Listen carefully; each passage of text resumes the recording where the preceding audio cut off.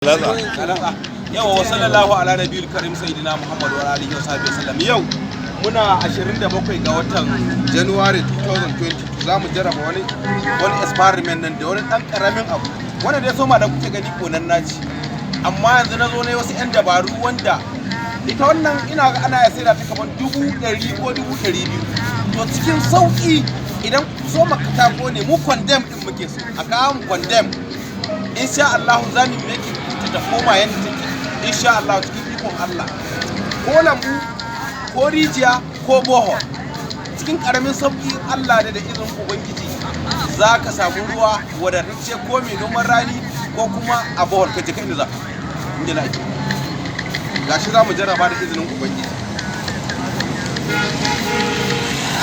Wannan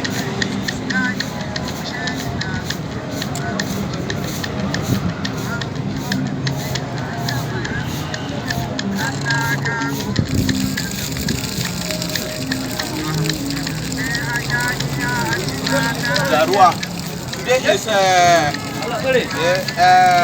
nawa ma 27 ga watan January 2020 ga wata wani aiki ne wanda na jarraba da izinin ubangiji.